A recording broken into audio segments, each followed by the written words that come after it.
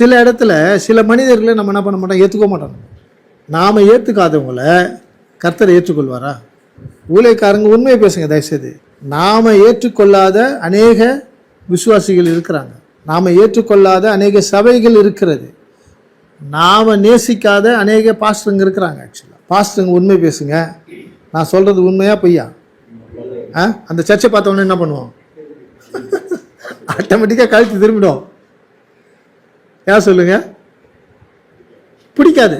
எதை பார்த்தா பிடிக்காது? சர்ச்சை பார்த்தாலே பிடிக்கலங்க. ஒரு சிலருக்கு சர்ச்சை பார்த்தாலே பிடிக்கலன்னாக்கா அந்த பாஸ்டரை பார்த்தா பிடிக்குமா உங்களுக்கு? ஆனால் அந்த சபையை கர்த்தர் உனக்கு எந்த சர்ச்சு பிடிக்காதோ, உனக்கு எந்த பாஸ்டர் பிடிக்காதோ, உங்களுக்கு எந்த விசுவாசியை பிடிக்காதோ அவங்கள தான் கடவுள் என்ன பண்ணுவார்? ஆசீர்வதிப்பார். அப்போ நமக்கு எப்படி இருக்கும்? வைத்த நமக்கு பிடிக்கலங்க அந்த சர்ச்சு. ஆனால் அந்த பாஸ்டர் பார்த்தீங்கன்னாக்கா பங்களா கட்டுவார். அந்த பாஸ்டர் பார்த்தீங்கன்னாக்கா 2 புது கார் வாங்குவார். அந்த பாஸ்டர் பார்த்தீங்கன்னாக்கா நமக்கு பிடிக்காத அந்த சர்ச்சு, நமக்கு பிடிக்காத அந்த பாஸ்டர் அமெரிக்கா போய் வருவார். இதெல்லாம் கேட்டால் நம்மளுக்கு எப்படி இருக்கும்? டைஜஷன் அப்படின்னு ஒரு வேர்டு இருக்குது, ஜீரணம் ஆகும். இன்டைஜஷன் ஒன்று இருக்குது. ஆக்சுவலாக அஜீர்ணம் ஆகினா யாருக்கு அஜீர்ணம் ஆனால் யாருக்கு லாஸு? உனக்கு அஜீர்ணம் ஆகாத அளவுக்கு நீ தான் பத்திரமா பார்த்துக்கணும். அப்போ நமக்கு என்ன தெரியணும்னாக்கா, நாம் யாரையும் வெறுக்க கூடாது, யாரையும் சபிக்கவும் கூடாது, யாரையும் குற்றப்படுத்த கூடாது. இந்த டிசிப்ளின் நமக்கு வேணும். ஆக்சுவலாக நிறைய பேரை சர்ச்சு ரிஜெக்ட் பண்ணி வச்சுக்குது. நீ திருவிருந்து எடுக்காத, சர்ச்சுக்கெல்லாம் வா, திருவிருந்து எடுக்காத, சர்ச்சுக்கெல்லாம் வா, நீ பைபிள் வாசிக்காத, சர்ச்சுக்கெல்லாம் வா, ஜப குறிப்பு சொன்னால் நீ ஜபம் பண்ணாத. மைக்கு கூட பிடுங்கிடுவாங்க நிறைய பேர், பார்த்துக்கிறீங்களா? அந்த மைக்கு பிடுங்கின ஆள் தான் ஒரு காலகட்டத்தில் பார்த்தீங்கன்னா பெரிய தீர்க்கதரிசியாக வருவாங்க. நீ பைபிள் வாசிக்காதன்னு சொல்கிறீங்க பார்த்தீங்களா, அந்த ஆள் தான் ஒரு காலகட்டத்தில் பார்த்தீங்கன்னா பைபிள் காலேஜே ஆரம்பிப்பான். திருவிருந்து எடுக்காதுன்னு சொல்கிறேன் பார்த்தீங்களா, அவர் தான் 2000 பேருக்கு திருவிருந்து கொடுப்பார். அப்போது மனிதர்களாகிய நாம் யாரெல்லாம் வேணாம் வேணான்னு ஒதுக்குறோமோ, யாரெல்லாம் பாவிகள் என்று நாம் தள்ளுகிறோமோ அவர்களை எல்லாம் கர்த்தர் என்ன பண்ணுறாரு? உலகத்திற்கு அடையாளம் காட்டுவார். இன்றைக்கும் நம்ம கூடியிருக்கிறோம் 3 பேர் உலகத்தில் நிராகரிக்கப்பட்டவங்க. பைபிள் ஒரு ஹிஸ்டாரிக்கல் புக்கு. மறுபடியும் சொல்கிறேன், பைபிள் ஒரு சரித்திர புஸ்தகம். ஆக்சுவலாக இந்த பைபிளில் இருக்கிற சில விஷயங்களை நம்ம வாசிக்கதே கிடையாது ஆக்சுவலாக. ஏன்னா அந்த வசனம் யாரை கொடுத்தோம்? வாசிக்கிற நம்மளுக்கு. அதனால தான் பைபிளில் இருக்கிற வார்த்தைக்கு என்ன பேர்? இருபுறமும் கற்கல்ல பட்டயம். மறுபடியும் சொல்கிறேன், லேர்ன் பண்ணுங்க. நமக்குள்ள ஆவியில், நம்முடைய இருதயத்தில் கண்டிப்பாக ஊழியக்காரர்களுக்குள்ள ஒரு பெரிய மாற்றம் வரணும். நீ ரிஜெக்ட் பண்ணுறதெல்லாம் கடவுள் கொண்டு வந்து என்ன பண்ணுவார்? அப்படியே உலகத்தில் 1ஆம் நம்பர் ஆளாக கொண்டாந்து நிற்க வச்சுருவார். ஆக்சுவலாக நீ யாரெல்லாம் ரிஜெக்ட் பண்ணுறியோ அப்படியே டாப் மோஸ்ட் அப்படியே ஒரு நிற்க வைப்பார். நம்மளால் அதை தடுக்க முடியும்னு நினைக்கிறீங்க? முடியாது சார், முடியாது. கர்த்தர் செய்ய நினைத்ததை தடுப்பவன் யார்? நான் செய்கிற காரியத்தை ஏன் இதை செய்கிறேன்னு என்ன யாராவது கேள்வி கேட்க முடியுமா? யார் கேட்டது? ஆவியானவரை கேட்டார். கர்த்தரின் ஆவியானவரை சோதித்து பார்ப்பதற்கு மனிதர்களுக்கு அதிகாரம் கிடையாது சார். கேள்வி கேட்கவும் அதிகாரம் இல்லை, ஆண்டவரை டெஸ்ட் பண்ணி பார்க்கறதுக்கும் அதிகாரம் கிடையாது. ஆக்சுவலாக இப்படி தள்ளப்பட்ட 3 பெண்களை குறித்து இன்றைக்கு நாம் ஆராய்ந்து பார்க்கலாம். யோசுவாவின் புஸ்தகம் 2ஆம் அதிகாரம் 1ஆம் வசனம். நூனின் குமாரனாகிய யோசுவா சித்திமில் இருந்து வேவுக்காரராகிய 2 மனுஷரை ரகசியமாய் வேவு பார்க்கும்படி அனுப்பி நீங்கள் போய் தேசத்தையும் எரிகோவையும் பார்த்து வாருங்கள் என்றான். அவர்கள் போய் ராகாப் என்னும் பெயர் கொண்ட அவள் வீட்டுக்குள்ளாக பிரவேசித்து அங்கே தங்கினார்கள். சார், இங்கே யோசுவா கொடுத்த ஒர்க்குன்னா இவங்க எங்கே போய் தங்கினாங்க? ரகா பற்றி நிறைய பேசுவோமா நம்ம சர்ச்சில்? பேசியிருக்கிறோமா? ஏன் அப்படின்னு பைபிள் சொல்லிக்குது. அவங்க ஒரு எப்படி சொல்கிறது, கொஞ்சம் ஏற்றுக்கொள்ள முடியாத ஒரு வாழ்க்கையை வாழ்ந்திருக்காங்க இல்லையா? இந்த ஏற்றுக்கொள்ள முடியாத ஒரு வாழ்க்கையை அவர்கள் வாழ்ந்ததற்கு காரணம் யார்? ஆண்டவரா, அவங்க அப்பா அம்மாவா, கூட பிறந்தவங்களா, சுற்றி இருக்கிற? இப்போ ராகாப் நல்லவங்களா கெட்டவங்களா? அவங்க கெட்டவங்களானதுக்கு காரணம் யார்? 80ன்னு நினைக்கிறேன், எனக்கு சரியாக ஞாபகம் இல்லை. ஒரு சினிமா நடிகை, ஒரு பெண்ணு, அவங்க சீக்கிரம் செத்துட்டாங்க. தெரியுமா உங்களுக்கு? சீக்கிரம் செத்துட்டாங்க. ரொம்ப பிரபலமாக நடந்தாங்க. ஆக்சுவலாக பயங்கரமாக வளர்ச்சி, ஆஹா ஓஹோன்னு வந்து பணம் வந்து பயங்கரம் செழிப்பாக கொட்டுச்சு. ஆக்சுவலாக அவங்கள இப்போ காலகட்டத்திலேயே நிறைய பெண்கள் சினிமாவில் வந்தாங்க. ஆக்சுவலாக ஆனால் எல்லா பெண்களையும் அடித்து தூக்கி நான் என்ன பண்ணிட்டாங்க. அவங்க ஒரு தரம் சிங்கப்பூருக்கு போகும்போது அந்த தேசத்தில் ஏர்போர்ட்டில் வந்து அந்த சிங்கப்பூரில் இருக்கிற அநேக ரசிகர்கள், பெரிய பெரிய பணக்காரெல்லாம் வந்து வெயிட் பண்ணி நின்று பார்த்தாங்க. அவங்க சீக்கிரம் செத்து போனதுக்கு காரணம் என்ன ஐயா? அவங்க வளர்ச்சிக்கு யார் காரணம்? அவங்க ரிலேஷன். அது தெரியுமா உங்களுக்கு? அந்த சினிமா நடிகையினுடைய வளர்ச்சிக்கு காரணம் அவருடைய உறவினர்கள் எல்லாரும் இல்லையா? ஆனால் காரணம் என்னன்னாக்கா, ஓயாமல் என்ன பண்ணிட்டாங்க, இருக்கிற 24 மணி நேரமும் நடிக்கிற மாதிரி ஷூட்டிங் பணத்தை வாங்கிட்டாங்க. ஆக்சுவலி அங்கங்கே பணத்தை வாங்கிட்டாங்க. இப்போ அவருடைய மரணத்திற்கு காரணம் அவருடைய சொந்தக்காரங்க தான். ஆக்சுவலாக ஒன்று பணம், இன்னொன்று உறவினர்கள். அதே போலவே இந்த ராகாப் ஒரு தவறான ஒரு வாழ்க்கை வாழ்ந்ததற்கு ராகாப் ஒரு காரணமாக இருக்க முடியாது சார். ஆக்சுவலாக அவங்க இஸ்ரேலுடைய அந்த யூத சமுதாயத்தை சார்ந்தவர் கிடையாது. ஆக்சுவலாக அவங்களுக்கும் இஸ்ரேலின் தெய்வத்திற்கும் நோ கனெக்ஷன். ஒரு சிம்பிளாக எடுத்துக்கிட்டோம் அப்படின்னு சொன்னாக்கா, இங்கே நீங்கள் இந்த ஜோஷுவா வந்து இந்த 2 மிலிட்ரி ஆஃபீஸருங்களுக்கு, உளவாளிகளுக்கு கொடுத்த டியூட்டி, போய் அந்த எரிகோ பட்டணம் எப்படி இருக்குதுன்னு கொஞ்சம் போய் என்ன பண்ணு பார்த்துட்டு வாங்கன்னு சொல்கிறாங்க. ஆனால் இவங்க என்ன பண்ணியிருக்கிறாங்க, இப்போ இவங்க அங்கே தங்கினதுக்கு காரணம் என்ன சார்? வேறு எங்கேயும் போய் ரைட்டு. அப்புறம் ராகாபை ரட்சிக்கிறது இந்த உளவுக்காரன் வேலையா, கர்த்தருடைய வேலையா? கர்த்தர் ராகாபை நேசிச்சாரா இல்லையா? இப்போ அந்த கர்த்தர் நல்ல கர்த்தரா கெட்ட கர்த்தரா? நாம் வேணான்னு சொல்கிற ஆளை என்ன பண்ணுறாங்க, கர்த்தர் தெரிந்து கொண்டு இருக்கிறாருங்க, ரெடி பண்ணி வச்சுருக்க பாருங்க. அந்த அம்மா எரிகோ சிட்டிசன் கூட கிடையாது அவங்க. ஆக்சுவலாக ஏன்னா எரிகோ அந்த எல்லை கோட்டைக்கு வெளியில் தான் இருக்கிறாங்க. ஆக்சுவலாக இந்த பார்டரில் தான் இருக்கிறாங்க. ஆக்சுவலாக அப்படிப்பட்டவங்களை கர்த்தர் முன்னமே என்ன பண்ணுறாரு, ஆயத்தம் பண்ணி வைக்கிறாரு பாருங்க. யார்? இஸ்ரவேல்னு ஒரு கூட்டம் வரும். அப்போ மோசே இருக்க மாட்டார், யோசுவா தான் தலைவராக இருப்பார். இந்த யோசுவா என்ன பண்ணுவார், 2 எஃபிஷியன்ட் அனுப்புவார். நிறைய உளவுக்காரங்க இருப்பாங்க டீமில். அந்த மிலிட்ரி சோல்ஜர்ஸில் 2 எஃபிஷியன்ட்டு, 2 பிரில்லியன்ட் இல்லையா? அவன் தான் வந்து ஸ்கில் பொட்டன்ஷியல் பர்சன். இந்த 2 பேர் அனுப்புவாங்க. அந்த 2 பேர் எங்கே தான் போய் தங்கணும்? அது யார் தீர்மானிச்சா? ஆண்டவர் தீர்மானிச்சார். இப்படி சமுதாயத்தில் தள்ளப்பட்டவங்களை கடவுள் என்ன பண்ணியிருக்கிறாரு, ஆயத்தம் பண்ணி வச்சிருக்கிறாரு. கர்த்தருக்கு உன்னுடைய சரீரம் வேணுமா, உன்னுடைய இருதயம் வேணுமா? அவங்களுக்குள்ள ஏதோ ஒரு பரிசுத்தம் இருக்குதுங்க. யாரு? ஆமாம், தப்பு பண்ணுறவனுக்குள்ள ஏதோ ஒரு உண்மை ஒரு மூலையில் என்ன பண்ணுது, தூங்கின்னு இருக்குது. ஆக்சுவலாக நான் பண்ணுற தப்பு தான், நான் பண்ணுற தப்பு தான் சொல்லி என்ன பண்ணுது, தப்பு பண்ணிகிட்டே இருக்க வைக்கிது. ஆக்சுவலாக இப்போ ராகாபை தெரிந்து கொண்ட கர்த்தரின் ஆவியானவர் உங்களையும் என்னையும் தெரிந்து கொண்டு இருக்கிறார். ராகாபை அசிங்கமானவங்க கெட்டவங்கன்னு சொன்னோன்னாக்கா நாமெல்லாம் உத்தமர்களா? என்ன ஐயா, நல்லவரேன்னு சொன்னால் அவரே ஏற்றுக்கல. யார்? இயேசுநாதரே ஏற்றுக்கல. என்ன ஏன்டா பாவி நீ நல்லவன் சொல்கிற, பிதா ஒருவரை தவிர இல்லைன்னு சர்டிஃபிகேட் கொடுக்குறாரு. இப்போ நம்மளாம் நல்லவங்களா?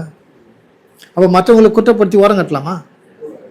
மற்றவங்களை குற்றப்படுத்தி திருவிருந்து கொடுக்காமல் இருக்கலாமா?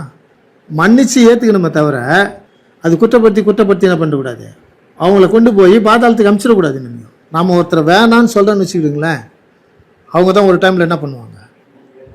ஆமாம், இன்னும் ஒரு டைலாக் ஒன்று சொல்லுவாங்க, சின்ன குச்சி தான் என்ன பண்ணுவான். அந்த பல்லுக்குள்ளே அது இருந்துச்சுன்னாக்கா பல்லு செப்டிக் ஆகிடும். பல்லுக்குள்ளே கொண்டு போய் ஆணி வச்சுலாம் க்ளீன் பண்ண முடியாது. அதனால தான் பழமொழியை வந்து தெளிவாக சொன்னாங்க. என்ன சொன்னாங்க ஐயா? சிறு துரும்பு காட்டு பார்க்கும். அந்த முனை வந்து அவ்வளோ ஷார்ப்பாக இருக்கும். அது ஆக்சுவலாக அதை பார்க்க முடியாது. ஆனால் அந்த ஷார்ப்பாக இருக்கிறது தான் நம்ம பல்லு இடுக்கில் இருக்கிற அழுக்கு என்ன பண்ணோம், அதை கூட நீ பார்த்து குத்தணும். தப்பாக குத்துனீங்கன்னாக்கா அது செப்டிக் பண்ணிட்டோம். ஊழியக்காரர்களாகி நாம் அநேக இடங்களிலே அறிந்தும் தவறு செய்கிறோம், அறியாமலும் தவறு செய்கிறோம். ஒருவேளை கடந்த நாட்களிலே இந்த ராகாபை போன்ற அநேக பெண்களை நாம் தள்ளி இருந்தால், அந்த பெண்களை கர்த்தர் நீங்கள் இருக்கிற கிராமத்திலே ஒரு வார்டு மெம்பராக உயர்த்தி காட்டுவார், பஞ்சாயத்து தலைவராக உயர்த்தி காட்டுவார், ஊராட்சி தலைவராக உயர்த்தி காட்டுவார், எம்எல்ஏவாக உயர்த்தி காட்டுவார். ஜாக்கிரதையாக இருங்க.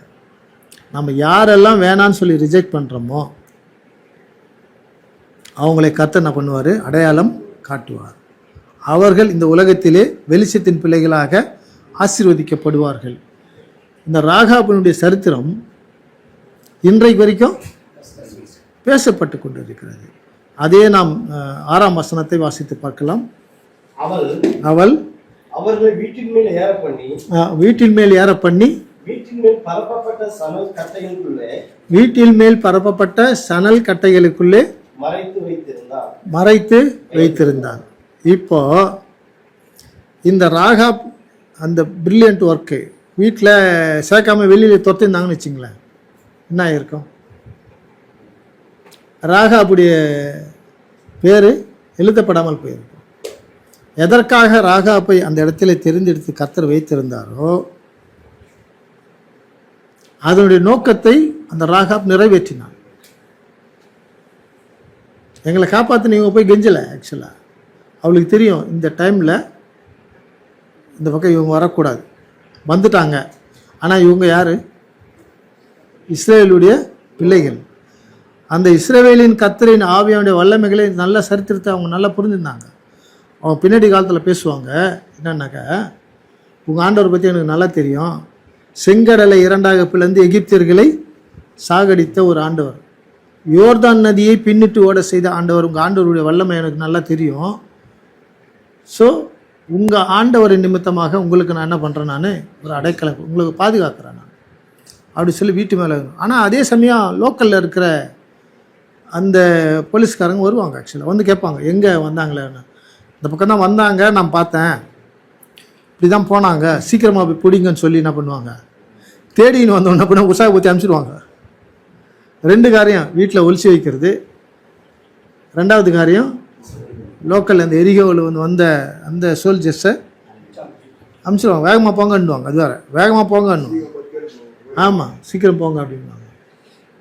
நம்முடைய வாழ்க்கையிலே அநேகரை நாம் ரட்சிப்பதற்காக கர்த்தர் நம்மை அழைத்திருக்கிறார். ரட்சிப்பதற்காக தான் பைபிள் காலேஜ் படிச்சிருக்கோம் நம்ம. ஆக்சுவலாக அநேகரை ரட்சிப்பதற்காக தான் டெய்லி காலையில் எழுந்து ஜெபம் பண்ணுறோம். ஆக்சுவலாக ரட்சிப்பதற்காக தான் நம்ம என்ன பண்ணுறோம், உபவாசம் பண்ணுறோம்.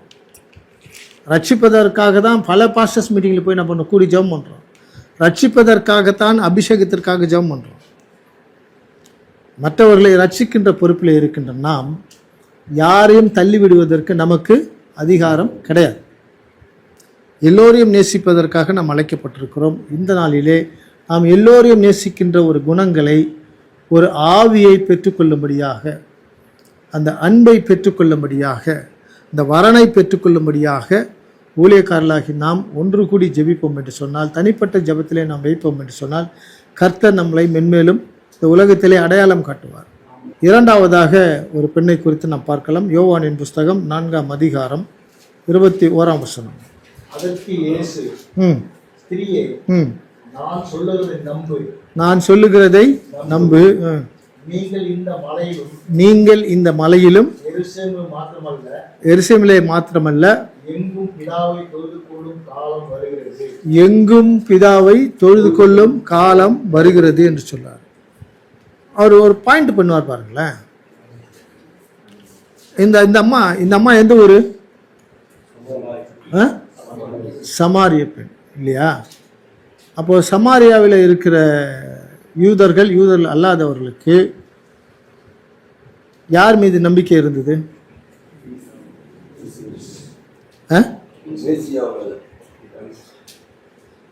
இல்லையே, இவரே சொல்றாரு இந்த மலையில மாத்திரம் இல்லை, இஸ்ரவேலில் மாத்திரம் இல்லை, எல்லா இடத்துலையும். அப்படின்னா என்ன சொல்ல வர்றாருனாக்கா, உங்களுடைய பாரம்பரிய மூட நம்பிக்கையிலேருந்து முதல்ல என்ன பண்ணுங்க, வெளியே வாங்க. மலையை கட்டின்னு அழுவாதீங்க, மரத்தை கட்டின்னு அழுவாதீங்க, குளத்தை கட்டின்னு அழுவாதீங்க, கோபுரத்தை கட்டின்னு அழுவாதீங்கன்றார். ஒரு இடத்துல தான் கர்த்தர் இருக்கிறாரு அப்படின்றத தீர்மானிக்காதீங்க. இந்த அம்மாவுடைய நம்பிக்கை என்னன்னா, ஆபிரகாம் போய் ஈசாக்கை பலி செலுத்தினார் பார்த்தீங்களா, அந்த இடத்துல ஒரு மிரக்கல் நடந்தது பார்த்தீங்களா, உடனே அந்த மிரக்கலை பிடிச்சிக்கின்னு அந்த மலைக்கு என்ன பண்ணிட்டாங்க, ஒரு மரியாதை கொடுக்க ஆரம்பிச்சிட்டாங்க. ஆக்சுவலாக இன்னொன்று இந்த சீயோன் மலை இல்லையா, அதையும் கட்டிக்கின்னு அழ ஆரம்பிச்சிட்டாங்க ஒரு கூட்டத்து மக்கள் இல்லையா. இன்னொன்று யாக்கோபினுடைய கிணறுன்ட்டாங்க. இப்படி முற்பிதாக்கள் வாழ்ந்து வந்த சில அடையாளங்களை வைத்துக்கொண்டு முற்பிதாக்களை கர்த்தர் நேசித்தார், இல்லைன்னு சொல்ல. ஆனால் அதுக்கு பின்னாடி வந்தவங்க என்ன பண்ணுறாங்க, இங்கே தான் இந்த மிரக்கல் நடந்துச்சு, யோர்தான் நதி பின்னிட்டு போச்சு, அப்போ போகிறவங்களாம் என்ன பண்ணோம், யோர்தான் நதி என்ன பண்ணோம், தண்ணியை என்ன பண்ணோம், தொட்டு தொட்டு கும்பிடணும். செங்கடலை என்ன பண்ணோம், தொட்டு தொட்டு கும்பிடணும். அதெல்லாம் போல பாருங்கள். நீங்கள் இந்த மலையில் மாத்திரம் இல்லை, இந்த ஒரு குறிப்பிட்ட தேசத்தில் மாத்திரம் கிடையாது. ஆக்சுவலாக எங்கும் எப்பொழுதும் தொழுது கொள்ளுகின்ற காலம் வரும் அப்படின்னு ஒரு விழிப்புணர்வு கொடுக்குறாரு. ஏங்க, அந்த 12 சீடர்களுக்கு சொல்லாத ஒரு ரகசியத்தை சமாரியாவிலிருந்து வந்த ஒரு பெண்ணுக்கு சொல்கிறார் பாருங்க. அது என்ன ரகசியம்? பிதாவின் ஆவியானவர் இயேசு சாமி அந்த இடத்துக்கு போக வைக்கிறாரு. அதே 6ஆம் மணி நேரத்தில் கிராமத்துக்குள்ளே இருந்து என்ன பண்ணுது, ஒரு அம்மா வராங்க. இந்த அம்மா நல்ல அம்மாவா கெட்ட அம்மாவா? இந்த அம்மாவை பற்றியும் நம்ம நிறைய, இந்த அம்மா பேரை சொல்ல பாருங்களேன். அங்கன்னா ராகாபுக்கு பேர் சொல்லிட்டாங்க. சில கெட்டவங்க பேரை நம்ம என்ன பண்ண மாட்டோம், சொல்ல மாட்டோம். யார்? பாஸ்டருங்க. ஆமாம், கெட்டவங்க பேரை, பாஸ்டருங்க பேரே சொல்ல மாட்டோம் நம்ம. தெரியுமா நம்மளுக்கு? தீர்க்கதரிசி பேரை சொல்ல மாட்டோம். ஏன்? இந்த அம்மா பேர் போடலைங்க. ஆக்சுவலாக இந்த அம்மாவுக்கு பேர் இருக்குமா இருக்காதா? கண்டிப்பாக இருக்கும். பேர் விட்டு கூப்பிட்டாரா இயேசுநாதர்? ஊர்லேயும் பேர் விட்டு கூப்பிடல, இயேசுநாதரும் பேர் விட்டு கூப்பிடல பாருங்க. அங்கே ஒரு கர்த்தருடைய சித்தம் ஒன்று நிறைவேறுது. அந்த நிறைவேறுதலுக்கு இயேசு கிறிஸ்து என்ன பண்ணுறாரு, கீழ்ப்படிக்கிறார், விட்டு கொடுக்கிறார். Go and meet, go and talk to her, போய் சந்தி, போய் பேசு. யாரும் பேச மாட்டாங்க அவங்களோட கூட. யார்? சமாரியாவில் இருக்கிற எவனும் பேச மாட்டான். ரோட்டில் எதிர்க்க காய்கறி வாங்கிட்டு போகிறவன், வெளியூருக்கு போயிட்டு வரவன், யார் அந்த அம்மா பார்த்தா என்ன பண்ணுறான், சிச்சி நீயா அப்படி ஒதுங்கி போகிறான். ஆனால் பரலோகத்தின் கர்த்தரின் ஆவியானவர் என்ன சொல்கிறார் ஏசாமிகளை, go and talk, go and meet, பேசு. என்ன பேசுறது? தண்ணிக்கு தாங்குடுன்னு கேளு. எப்படி வேணால் பேச ஆரம்பிக்கலாம் சார். காய்கறி விற்கிறான், மீன் விற்கிறாங்க, கோழிக்கறி விற்கிறாங்க. இதில் நல்லவன் இருக்கிறான், கெட்டவனும் இருக்கிறான் இல்லையா? இல்லை யார் நல்லவங்கன்னு பார்த்து நீ காய்கறி வாங்குவ? உனக்கு என்ன வேணும், நல்லவன் வேணுமா காய்கறி வேணுமா? யோசித்து பாருங்க. இயேசுநாதர் இந்த சமாரிய பெண்ணோடு கூட பேசினாரா இல்லையா? இந்த அம்மாவுக்கு ஏற்கனவே எத்தனை கணவருங்க? 5 பேர் கூட இருந்தாங்களா? இல்லை. இப்போ இருக்கிறவனும் உனக்கு இல்லைன்னு சொல்லிட்டா. யார் சொன்னா? ஆண்டவரே சொல்லிட்டாரு இல்லையா? ஒருத்தர் இருக்கிறான், அவன் உன் கூட தண்ணி எடுத்துன்னு தூக்கி போகிறதுக்காக வரல. அவன் வீட்டில் உட்காந்து உன்னை வேலை வாங்குறான், அவனும் உனக்கு புருஷன் கிடையாது அப்படின்னா சமுதாயத்தில் இப்போ இயேசுநாதர் போய் பேசுகிறாரு. அந்த அம்மாவை இயேசுநாதரோடு கூட கம்பேர் பண்ணி பேசுவாங்களா, பேச மாட்டாங்களா? இப்போ இயேசுநாதர் சொசைட்டியை பார்க்கணுமா, ரட்சிப்பை பார்க்கணுமா? இப்போ இயேசுநாதர் நற்செய்தியை சொல்ல வந்தாரா, அந்த அம்மாவை ஒரு மாதிரி கெட்டவ நீ மனம் திரும்புன்னு சொல்கிறதுக்கு வந்தாரா? சார், இந்த பாயிண்ட் நம்மளுக்கு ரொம்ப அவசியம் சார். கர்த்தரின் ஆவியானவர் அவரை என்ன செய்ய சொன்னாரோ அதை மட்டும்தான் அவர் என்ன பண்ணுறாரு, போய் பேசுன்றாரு. என்ன ஆண்டவரை பேசுறது? தாகத்துக்கு தண்ணி கேலியா போய் கேட்குறாரு. அந்த அம்மா கொடுத்துச்சா? இப்போ இயேசுநாதர் அந்த அம்மா கையில் பேசாமல் இருந்திருந்தா அந்த அம்மா இயேசுநாதரை ஒரு அடையாளம் கண்டு இருக்க முடியாது. ஒரு காலத்தில் சொல்லிட்டு இருந்தாங்க, மேசியா வருவார், மேசியா வருவார் அப்படின்னு சொல்லிட்டு இருந்தாங்க. மேசியாவை நான் கண்டேன் அப்படின்ட்டாங்க கட்சியில். மேசியாவை நான் பார்த்துட்டேன். ஏன்னாக்கா தீர்க்க தரிசனம் சொல்லிட்டார். தப்பான தீர்க்க தரிசனம் என்ன பண்ணலாங்க, சொல்லவே இல்லை பாருங்க. அப்போ நமக்குள்ளாக என்ன வரன்கள் இருக்க வேண்டும்? தீர்க்க தரிசன வரன்கள் இருக்க வேண்டும்.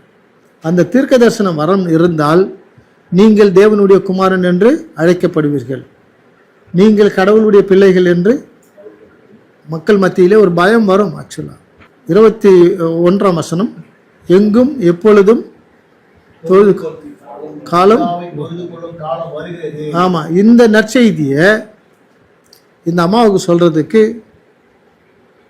இயேசுநாதர் ஒரு தடையாக இல்லை. ஆக்சுவலாக அன்றைக்கு அந்த சமாரியா பட்டணத்தில், அந்த தேசத்தில் இருந்த மூட நம்பிக்கைகளை, இல்லையா, மலைகளையும் கல்லுகளையும் வணங்கி வந்த மனிதர் மத்தியிலே ஒரு எழுப்புதலை கொண்டு வருவதற்கு யார் வேணும்? ஒரு ஆள் வேணும். அப்போ கர்த்தர் அனுப்புகின்ற அந்த பெண்ணை இயேசு தள்ளிவிட்டு இருந்தால், நீ நல்ல லேடி கிடையாது, நான் உங்களை பேச மாட்டேன் அப்படின்னு சொல்லியிருந்தாக்கா, கர்த்தருடைய எங்கும் தொழுது கொள்ளும் காலம் வரும் என்பதை சொல்ல முடியாது. ஆக்சுவலாக மூன்றாவதாக, சரித்திர வரலாறு புகழ்பெற்ற ஒரு மரணம், இயேசுனுடைய ஒரு மரணம். அந்த மரணத்திற்கு முன்னடையாளமாக ஒரு பெண் வந்து என்ன பண்ணுவாங்க? தைலத்தை அவருடைய தலையின் மீது ஊற்றுவாங்க. ஆக்சுவலாக தலையின் மீது தைலத்தை ஊற்றினா அது பேர் என்ன சார்? அபிஷேகம். ஆனால் இங்கே இயேசுநாதர் என்ன சொல்கிறாருன்னாக்கா, இந்த பெண் இந்த தைலத்தை என் தலையில் ஊற்றுனா அது எதற்கு அடையாளம்னாக்கா, என்னை அடக்கம் பண்ணுவதற்கு. மத்தேயு 26:12, இவள் இந்த தைலத்தை என் சரீரத்தின் மீது ஊற்றினது என்னை அடக்கம் பண்ணுவதற்கு அடையாளமான ஒரு இயேசுநாதர் சாட்சி சொல்றாரு பாருங்களா. ஆக்சுவலா அந்த அம்மா யாரு?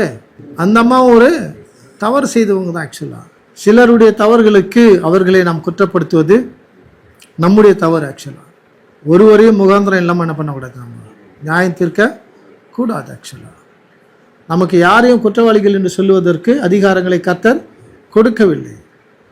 பாவிகளை ரட்சிக்க தான் இயேசு கிறிஸ்து உலகத்திற்கு வந்தார். கூடகரம்லாம் வந்து இயேசுநாதருக்கு ஒரு டெஸ்ட் வச்சுட்டாங்க. என்ன டெஸ்ட்னாக்கா, இவர் உண்மையிலே தீர்க்கதரிசியாக இருந்தால் இந்த தைலத்தை ஊத்துற இந்த அம்மா யாருன்னு என்ன பண்ண அவரு சொல்லணும். அப்படி சொல்லலை, இவர் வந்து தீர்க்கதரிசி இல்லைன்ட்டாங்க. இந்த பெண்ணின் நிமித்தமாக ஆண்டவர் சொல்ல வருகின்ற காரியம் என்ன? இந்த பெண்ணை ஒரு தீர்க்கதரிசியாக இயேசு கிறிஸ்துடைய மரணத்திற்கு அடையாளமாக கர்த்தர் அனுப்பியிருக்கிறார். என் பிதாவின் ஆவியானவர் அனுப்பியிருக்கிறார். அவள் என்னுடைய சரீரத்தின் மீது, தலையின் மீது ஊற்றப்படுகிற இந்த அபிஷேகம் கர்த்தருடைய சித்தத்தை நிறைவேற்றுவதற்கு முன்னாக ஒரு அடையாளமாக கர்த்தர் அனுப்பின ஒரு பெண் என்பதை இயேசு கிறிஸ்து ஏற்றுக்கொள்கிறார். இயேசு கிறிஸ்து ஏற்றுக்கொள்கிறார்.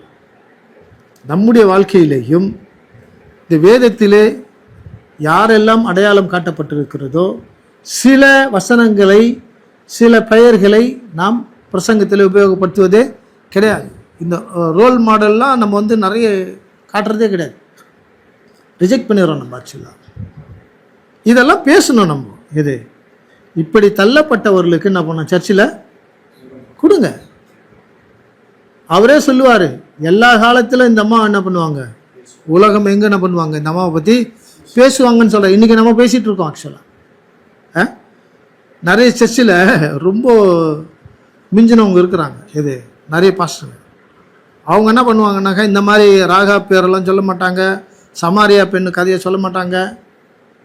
இல்லை, இந்த மத்தேயு 26:12 சொல்லப்பட்ட இந்த தைலத்தை ஊற்றின அந்த பெண்ணை குறித்து பேச மாட்டாங்க. ஆக்சுவலாக நமக்குள்ள ஒரு தைரியம், ஒரு துணிச்சல், தீர்க்கமான முடிவுகளை எடுக்கின்ற அதிகாரங்களை கர்த்தர் கொடுத்திருக்கிறார்.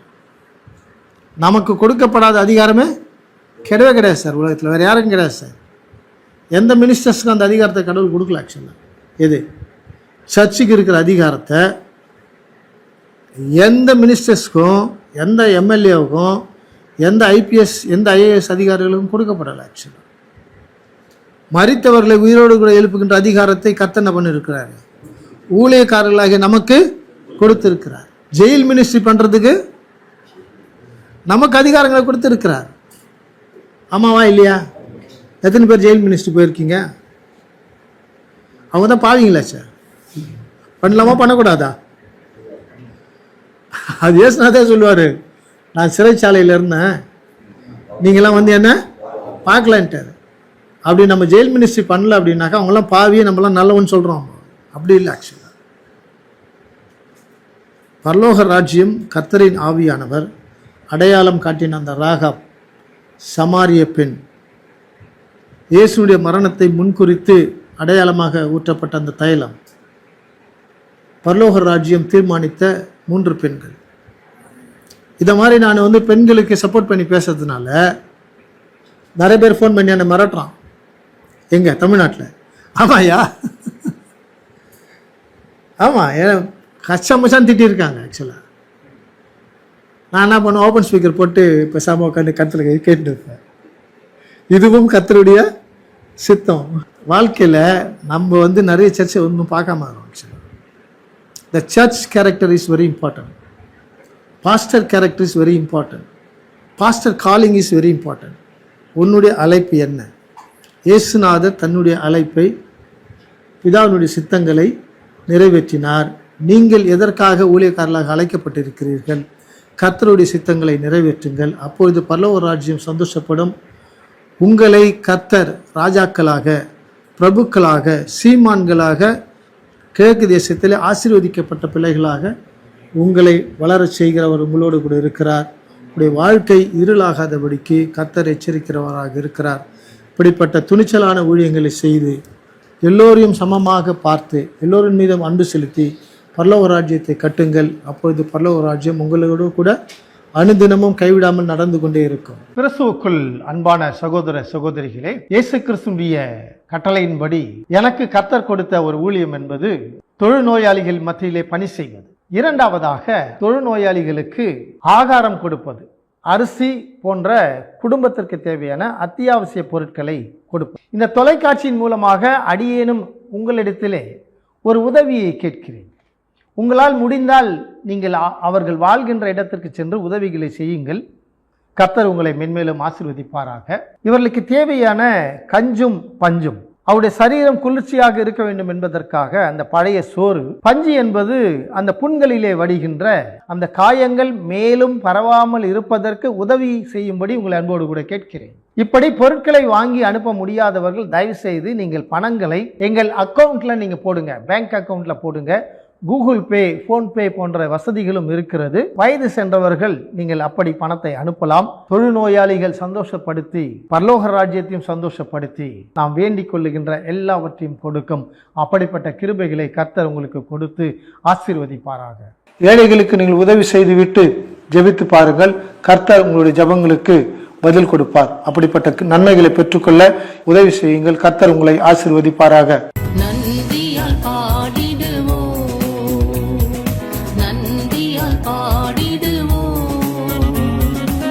நல்லவரேசு நல்கிய எல்லா நன்மைகளை